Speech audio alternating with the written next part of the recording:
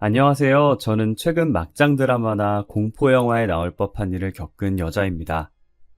제가 살면서 남자를 많이 만나본 건 아니지만 그렇다고 적게 만난 것도 아니에요. 여러 남자들을 만나며 연애와 이별을 반복하다 보니 결혼을 굳이 꼭 해야 하나 싶은 생각이 들더라고요. 어른들이 보통 남자를 만날 때 그놈이 그놈이라는 말 많이 하시잖아요. 그 말처럼 연애를 해보니 다 그놈이 그놈같이 똑같게 느껴져서 점점 결혼 생각이 없어지더라고요. 그런데 그런 생각을 꺾게 만든 게 남편이었어요. 저희 남편을 만나면서 참 특이한 사람이다, 같이 살면 재밌겠다라는 생각을 하다가 어느새 결혼까지 하게 되었네요. 남편은 제게 고백했던 것도 보통의 고백과는 많이 달랐어요. 소연 씨, 저 오늘 아니면 이 말 영원히 못할 것 같아서요. 무슨 말인데요? 도대체 무슨 말이길래 표정이 심각해요? 데이트를 마치고 집으로 가는 길에 남편이 제 손목을 잡고 돌려 세우더니 뜸을 들이고 머뭇거리는 거예요. 저는 드디어 남편이 제게 고백한다는 생각에 마음이 들떠 있었어요. 고백하면 바로 받아주겠다며 속으로 쾌재를 부르고 있는데 대뜸 자신의 가정사를 말하더라고요. 소연 씨, 저는 남들과는 다르게 부모님이 안 계세요. 두 분 다 오래전에 돌아가셨거든요. 네? 저는 상혁 씨가 겉보기엔 밝아 보이셔서 그런 아픔이 있는지 몰랐어요.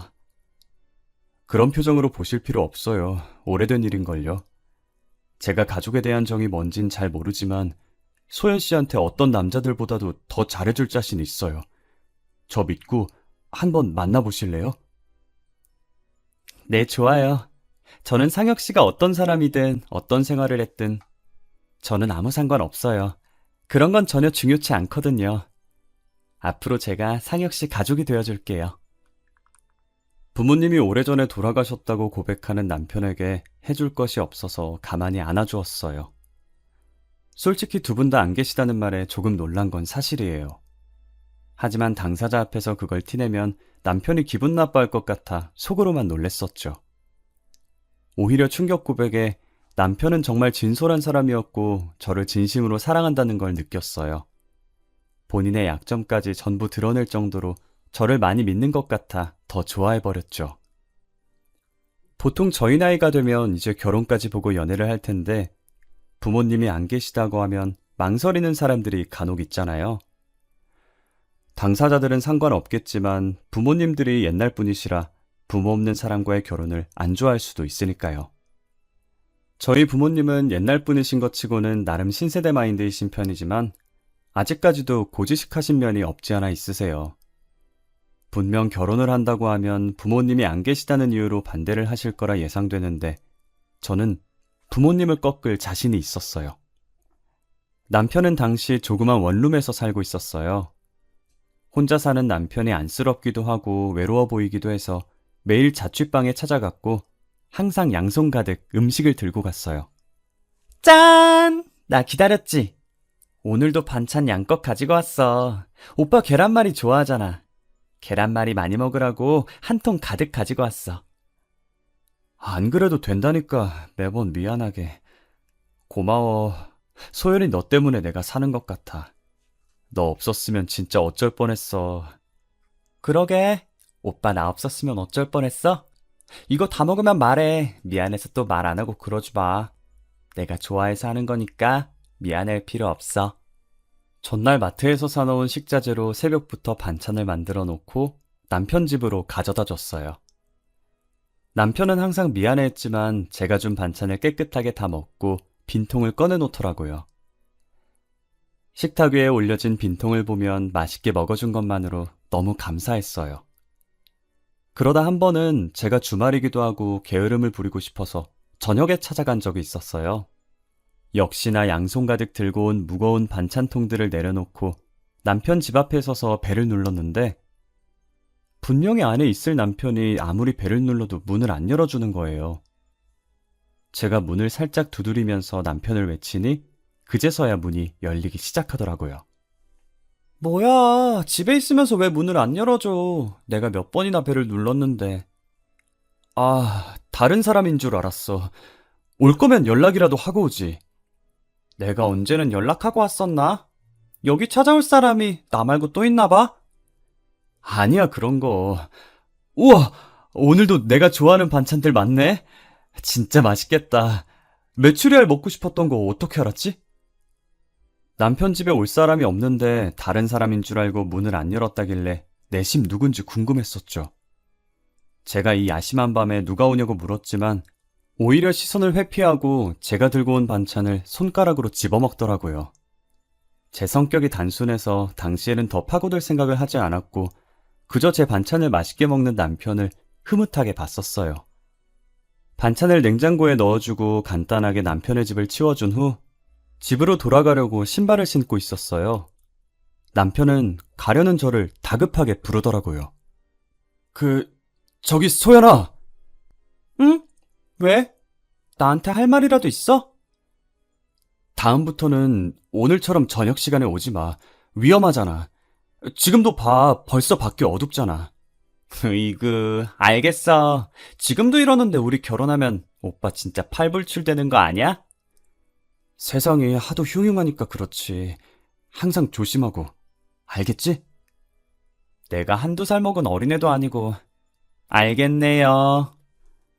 남편은 제게 다음부턴 저녁 시간에 오지 말라고 당부하고 또 당부했어요. 저는 하도 말이 많은 세상이다 보니 저녁에 돌아다니다 제게 무슨 일이라도 생길까 진심으로 걱정돼서 한 말인 줄 알았어요. 그렇게 2년 정도 남편과 연애를 하고 드디어 결혼을 하기로 약속을 했어요. 남편은 돈을 열심히 모아서 얼른 집 사야 한다며 최대한 외출도 줄이고 밖에서 밥도 잘 안 사 먹는 양반이었어요. 물론 데이트도 제 자취방이나 남편 자취방에서 영화 보고 배달음식 시켜 먹는 게 다였는데 어느 날 남편이 자취방이 아닌 레스토랑에서 저를 부르더라고요. 뭐야? 보너스라도 받았어? 갑자기 웬 레스토랑? 레스토랑도 레스토랑인데 우리 밖에서 만나는 거 진짜 오랜만 아니야? 그러게, 얼마만이지? 마지막으로 밖에서 데이트한 게 언제인지도 기억도 안 날 정도네. 뭐야, 오빠. 레스토랑이라고 꾸미고 나온 거야? 머리도 올렸네?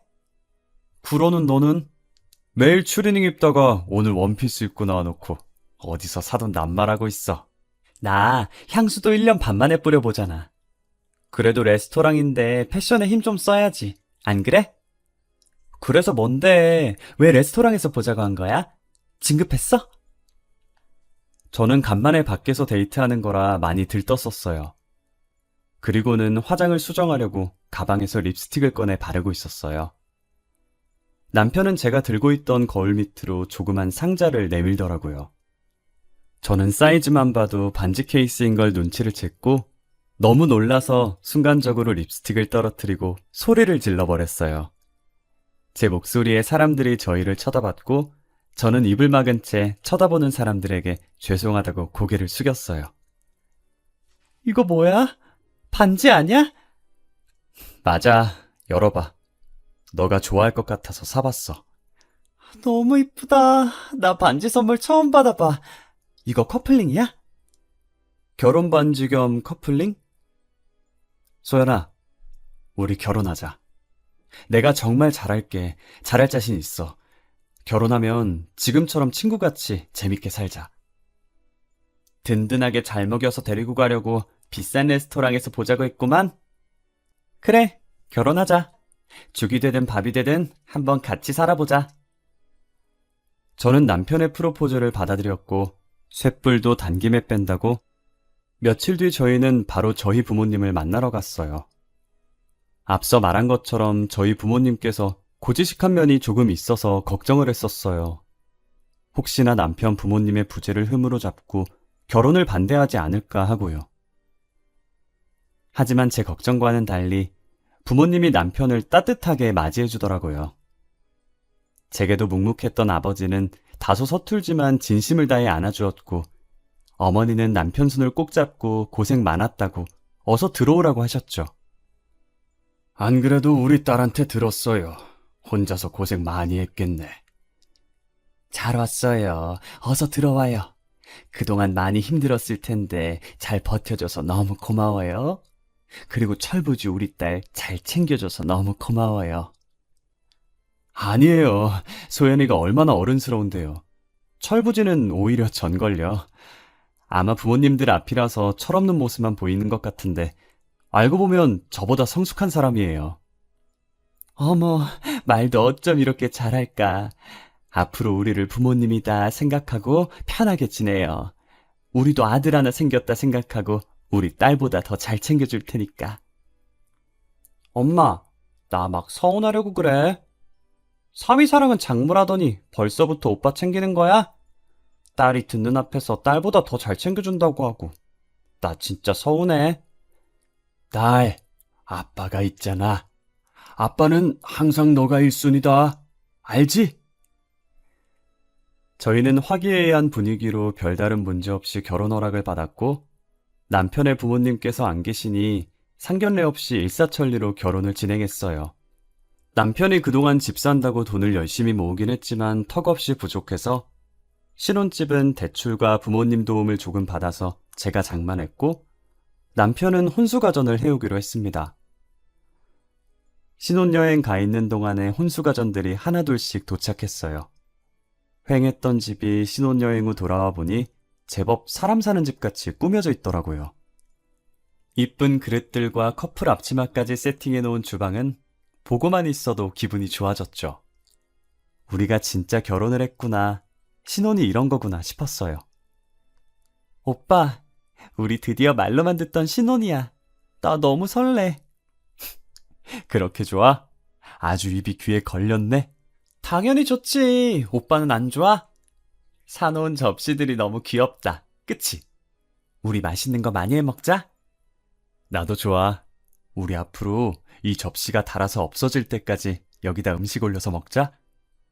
좋지. 나 요리 잘하는 거 알지? 오빠 완전 봉 잡은 거야. 일 잘하지, 요리 잘하지, 거기다 청소랑 빨래도 잘해.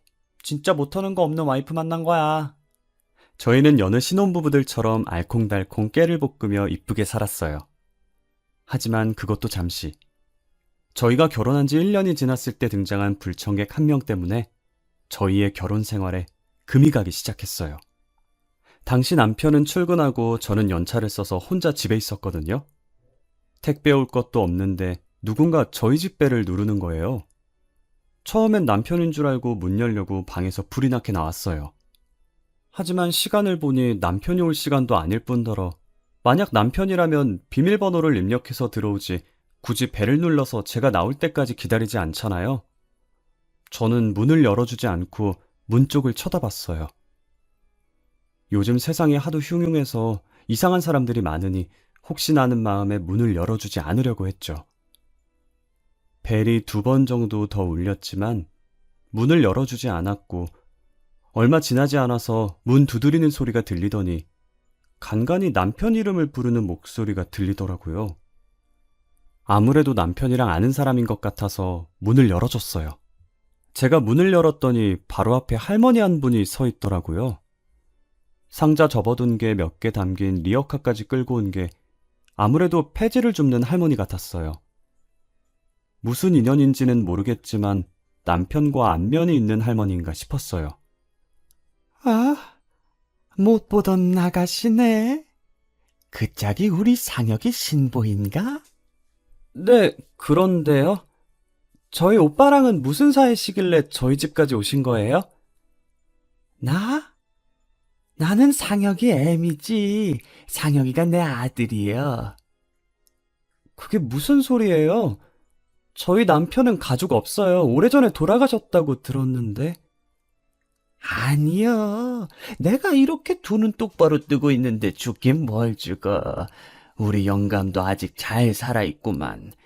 상혁이가 아가씨한테 말 안 했나 보네. 저는 이 상황이 너무 당황스러웠어요. 대뜸 리어카 끌고 와서 남편 찾는 할머니도 너무 당황스럽고 그 할머니가 자신이 남편의 친모라고 주장하는 것도 모두 황당했어요.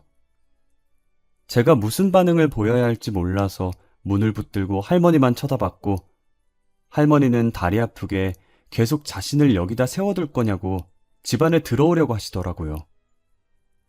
때마침 남편이 퇴근을 해서 집으로 들어오고 있었고 문 앞에 서 있는 저와 할머니를 보고 당황스러운 듯 보다가 저희 쪽으로 뛰어왔어요. 지금 여기서 뭐 하시는 거예요? 왜 여기까지 찾아왔어요? 이 정도 했으면 된 거 아니에요? 제가 이만큼 피해 다녔으면 제발 그만하고 가세요. 상혁아, 이 애미 한 번만 살려다오. 내가 얼마나 급하면 여기까지 찾아왔겠냐. 오죽 급했으면 이러겠냐고. 제발 애미 한 번만 살려주면 안 되겠어? 남편은 자신에게 매달리는 할머니를 매정하게 내쫓았고 그대로 현관문을 닫아버렸어요. 갑자기 벌어진 일에 놀라서 다시 문을 열려고 하는데 남편이 제 앞을 막더라고요. 뭐 하는 거야, 오빠? 오빠 친어머니라고 하던데 그렇게 내쫓으면 어떡해? 누가 내 어머니야? 내 어머니 아니야. 내가 전에 말했잖아. 부모님 돌아가셨다고. 미친 사람이니까 저 사람 말 들을 필요 없어. 처음 보는 남편의 단호한 표정에 기가 눌려서 저는 아무 말도 할 수 없었어요. 남편이 연애를 할 때부터 지금까지 제게 한 번도 화낸 적 없던 터라 그날은 아무 말 없이 하루 종일 남편 눈치만 봤어요. 다음 날 주말이었고 남편이 친구를 만나러 가고 없을 때 할머니가 다시 찾아왔더라고요. 저는 문 앞에서 왔다 갔다 하며 열어줄까 말까 한참을 고민했어요. 무슨 사연인지 궁금해서 바로 문을 열어주고 싶다가도 제가 할머니를 만났다는 걸 알면 남편이 싫어할 것 같아서 많이 망설였어요. 하필 제가 궁금한 건 못 참는 성격이라 두 눈 꼭 감고 문을 열어버렸어요. 그리고 서서 할 얘기는 아닌 것 같아 할머니를 저희 집 안으로 들어오게 했어요. 물 한 잔을 할머니께 건네면서 남편과는 무슨 사이인지 여쭤봤어요. 혹시 실례가 안 된다면 저희 남편과 어떤 사이인지 자세히 설명해 주실 수 있나요? 안 그래도 그거 말해주려고 찾아온 거요. 나는 어제 말했다시피 상혁이 애미, 그리고 상혁이 애비는 사고로 식물인간이 돼서 지금 병원에 누워있고. 식물인간이요? 아니 어쩌다. 그건 너가 자세히 알 거 없고 내가 어제 찾아온 건 너무 급해서 어쩔 수가 없었어. 미안하다. 급하게 돈이 필요한데 내가 부탁할 곳이 아들밖에 더 있겠냐. 무슨 돈이 필요하시길래. 우리 상혁이한테 여동생이 하나 있는데 그것이 사고를 쳐서 임신을 한 거예요. 돈이 없어서 결혼식도 못 올리고 지 신랑이랑 따로 살고 있더라고. 아가씨 남자친구 쪽에서는 지원 못 해주신대요? 우리 집 가난한 집안이라고 결혼 허락도 안 해주는데 지원을 해주겠어? 그쪽 집안에서 나보고 3천만 원 혼수해올 자신 있으면 결혼 허락해준다더라. 네? 3천만 원이요? 그래, 3천만 원. 내가 당장 3천만 원이 어디 껐어. 그래서 염치 없는 거 알지만 울며 겨자 먹는 심정으로 여기까지 오게 된 거요. 혹시 3천만 원 있으면 어떻게 안 될까? 제가 3천만 원이 어디 있어요. 그리고 이건 제가 혼자 결정할 문제가 아닌 것 같아요. 제가 남편한테 말해볼 테니까 일단은 댁으로 돌아가 계세요. 아유, 고마워. 꼭 우리 아들한테 말 좀 잘 부탁함세. 저는 초면에 3천만 원 드리기도 못하고 3천만 원이 결코 적은 액수는 아니니 혼자서 결정할 문제가 아닌 것 같아서 일단 시어머니라고 주장하는 할머니를 돌려보냈어요. 남편은 할머니가 다시 찾아왔었다는 제 문자에 친구랑 놀다가 불이 나게 집으로 달려왔더라고요. 얼마나 뛰었던지 숨 넘어갈 듯이 헐떡거리면서 들어왔어요.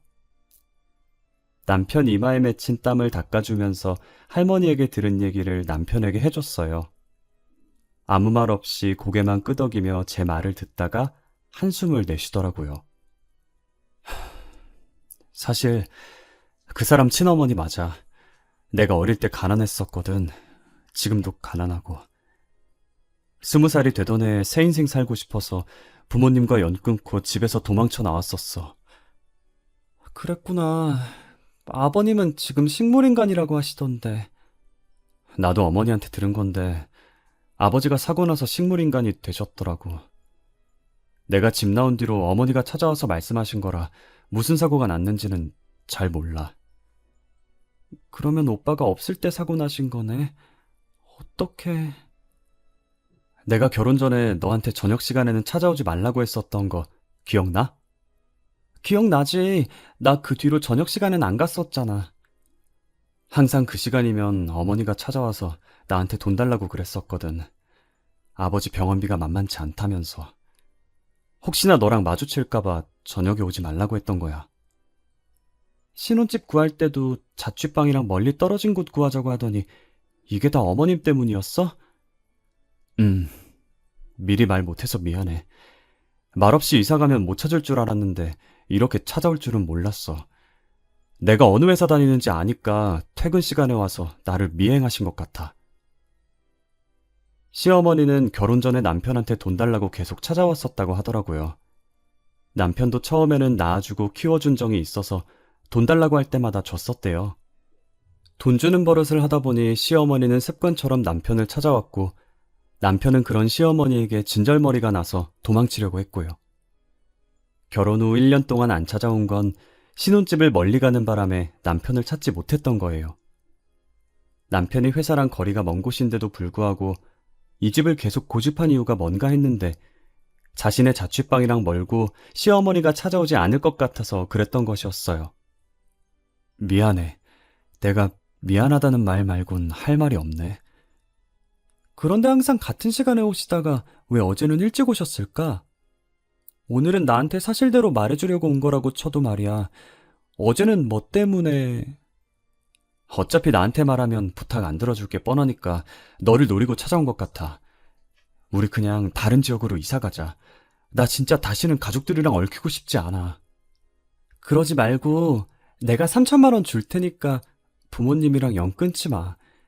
그래도 낳아주신 분들인데 어떻게 연을 끊어. 그러지 말자, 응? 낳아준 부모님이랑 연 끊겠다는데 제가 어떻게 가만히 보고만 있겠어요. 저는 남편에게 그러지 말라고, 그러다 나중에 후회한다며 며칠간 설득을 했어요. 결국 저의 끈질긴 설득으로 남편은 연을 끊지 않기로 했고 제가 준 3천만 원을 어머님께 드렸어요. 그러고 며칠 뒤 제게 발신번호 제안으로 전화가 온 거예요. 혹시나 보이스피싱일까봐 받을까 말까 망설였지만 호기심을 못 견디고 전화를 받았어요. 저는 아무 말도 없이 가만히 듣고만 있으니 30초 뒤 스피커 너머로 어떤 여자 목소리가 들리더라고요. 여보세요? 뭐야, 받은 거야, 만 거야? 여보세요? 안 들려요? 들려요. 누구세요? 들리면서 왜 대답을 하네요? 저 상혁 오빠 전 여자친구인데요. 앙칼진 목소리의 주인은 다름 아닌 남편의 전 여자친구였어요. 전 여자친구라는 말에 짧은 시간 동안 수만 가지 생각이 스쳐 지나갔어요. 도대체 전 여자친구가 내게 무슨 볼일로 전화를 한 걸까? 혹시나 남편을 다시 내놓으라는 전화일까? 짧은 순간에 막장 드라마 한 편 만들었죠. 그래서요? 전 여자친구분이 무슨 일로 저한테 전화 주신 거죠? 궁금한 게 있어서요. 제가 2년 전에 상혁 오빠랑 결혼까지 약속했었거든요. 결혼 날짜도 잡았었고요. 그래서요? 그게 뭐 어쨌는데요? 결혼 3일 남았을 때였나 4일 남았을 때였나 어머님이 저를 찾아오셔서 식물인간인 시아버지 병간호를 부탁했었거든요. 며느리니까 당연히 해야 한다면서. 그쪽한테는 그런 부탁 안 하셨어요? 어머님께서 그런 부탁을 하셨었다고. 왜 그래요? 무슨 일 있어요? 왜 갑자기 소리를 지르고 그래요? 귀엽게. 전 여자친구라는 사람은 남편이랑 결혼까지 약속했었는데 결혼하기 이틀 전에 파혼을 했다더라고요. 당시에도 남편이 부모님이 없다고 해서 그 여자도 남편한테 부모님이 없는 줄 알았대요. 그런데 결혼하기 3일 전쯤에 자신이 시어머니라고 주장하면서 시아버지 병간호를 부탁했다는 거예요. 그래서 파혼을 했는데 저한테는 그런 말 없었냐고 물어보더라고요. 저는 그런 말을 들은 적이 없어서 진짜냐고 그 여자한테 되물어보려고 하는 순간에 저희 집 벨이 울렸고 마치 공포영화처럼 현관문 벨이 울리면서 인터폰에 시어머니 얼굴이 비치더라고요. 이 타이밍에 시어머니 얼굴이 떠서 놀란 나머지 소리를 지르면서 들고 있던 휴대폰을 떨어뜨렸어요. 소리 지른 게 바깥까지 다 들렸는지 제가 있다는 걸 알고 시어머니는 문을 미친 듯이 두드렸어요. 벨을 눌렀다가 문을 두드렸다가 진짜 공포영화 한 장면인 것처럼 난리도 아니었어요. 제가 문을 열어주지 않자 스스로 열어보려고 손잡이를 잡고 계속 돌리는데 덜컹거리는 소리가 너무 선명하게 들려서 공포감이 들었어요. 저는 떨리는 손으로 문을 열었고 시어머니는 웃으면서 집 안으로 들어오더라고요. 그러더니 자연스럽게 거실에 있는 소파에 앉으시더니 제게 종이를 내미는 거예요. 내가 긴히 너한테 부탁할 게 있어서 왔구만. 이거 받아. 팔 떨어져. 어머님, 이게 뭐예요? 내가 글자 몇 개 적어봤는데 한번 펼쳐봐. 시어머니께서 건넨 종이를 조심스럽게 펼쳐서 봤는데 안에 뭔가가 적혀 있더라고요. 병원 이름과 호실, 그리고 시아버지의 이름으로 보이는 사람 이름 하나가 적혀 있었어요. 저는 이미 남편의 전 여자친구에게 들은 게 있으니 설마 하는 마음으로 시어머니를 쳐다봤어요. 뭐예요, 이거? 이걸 왜 저한테... 뭐긴 뭐요. 네 시애비 있는 병원이지. 밑에 있는 이름은 네 시애비 이름. 거기에 적힌 병원으로 가면 그 이름 적힌 병실이 있을 게다. 내일부터 거기 찾아가면 돼. 제가 여길 왜 찾아가요? 내가 거길 왜 찾아가라고 하건디? 눈치가 이렇게 없어서요, 원. 며느리가 시아버지 보는 건 당연한 의무 아니겠어? 앞으로 네가 찾아가서 병간호 해. 결국 시어머니께서는 이걸 노린 것이었어요. 남편한테는 돈을 노리고 며느리한테는 시아버지 병간호를 노린 거죠. 그동안 남편이 왜 부모랑 연을 끊으려고 했는지 잘 알겠더라고요. 저는 병원이 적힌 종이를 찢어서 시어머니 얼굴에 던졌어요. 이것이 지금 뭐 하는 거요? 이게 어디서 배워먹은 버르장머리냔 말이요? 저 내일 당장 변호사 찾아가서 이혼 절차 밟을 거예요. 이혼하면 더 이상 며느리 아니죠? 저는 며느리가 아니라서 병간호할 수 없으니 어머님이나 실컷 하세요. 이게 지금 뭐라고 하는겨? 그리고 여긴 제 집이니까 나가주시겠어요? 남이 저희 집에 있는 거 굉장히 불쾌하네요. 저는 이제 이혼할 거라고 더 이상 며느리 아니니 시아버지 병간호를 할 수 없다며 시어머니를 집에서 내쫓았어요. 그리고 퇴근하고 들어온 남편에게 시어머니와 있었던 일을 이야기했고 이혼을 하자고 했어요. 우리 이혼하자. 오빠가 좋은 사람인 거 너무 잘 알아. 하지만 어머님이 살아계신 한 우리가 아무리 이사를 가도 어떻게든 찾아서 쫓아오실 분이야. 나는 어머니 감당 못하겠어. 그래, 그러자. 이혼해. 내가 대신 사과할게. 정말 미안해. 저는 남편과 합의 이혼을 했고 재산 분할이나 위자료 없이 정말 깔끔하게 이혼을 했어요. 집은 제가 산 거라 남편만 짐을 챙겨서 나갔어요. 남편은 그동안 모은 돈으로 어찌저찌 투룸 전세를 구했더라고요. 혼수 가전들은 남편이 해온 것이니 전부 남편의 집으로 보내줬어요. 이혼한 지 3일째 됐을 때 제 통장에 3천만 원 입금 알림이 와서 봤더니 남편인 거예요. 이게 무슨 돈인가 싶어서 놀라서 이혼 후 처음으로 전화를 했어요. 방금 3천만 원 보낸 거 뭐야? 왜 나한테 돈을 보내? 저번에 어머니한테 드렸던 3천만 원 다시 돌려줘야지. 이혼한 날 바로 주려고 했는데 집 구하느라고 돈을 다 썼더라고. 급한 대로 대출 받아서 보냈어. 안 보내줘도 돼. 오빠가 안 준다는 거 내가 주라고 고집 부렸던 거였잖아. 그래도 어떻게 그래. 어차피 정리하는 거 깔끔하게 하는 게 낫지. 그동안 미안한 일만 많았네. 과거는 다 잊고 새롭게 시작해. 너는 분명 잘할 수 있어. 내가 응원할게. 시어머니만 아니었어도 남편과는 절대 이혼할 일 없었을 거예요. 남편은 이혼했지만 끝까지 좋은 사람이고 저를 위해 준 사람이죠. 남은 제 인생에서 이런 남자를 다시 만날 수 있을지 모르겠네요. 시어머니는 저희가 진짜 이혼을 했다는 걸 알았는지 더 이상 저를 찾아오지 않았어요. 저는 아직도 그때를 잊지 못해요. 인터폰에 웃고 있는 시어머니의 얼굴이 비치던 그때를 말이에요. 이혼의 이유가 남편을 잘못 만나서 헤어진 건 아니지만 잘못된 시어머니를 만날까봐 무서워서 아직 재혼은 꿈에도 못 꾸고 있네요. 남편이 숨기지 않고 솔직히 말했다면 제가 결혼을 했었을까요? 여러분들도 결혼하기 전에 상대방에게 숨겨진 가족이 있는 게 아닌지 꼭 확인하고 결혼하시길 바랄게요. 저처럼 뒤늦게 침몰하며 찾아와서 시부모 봉양하라고 명령하는 사람은 안 만나길 기도할게요. 제 사연 읽어주셔서 감사합니다.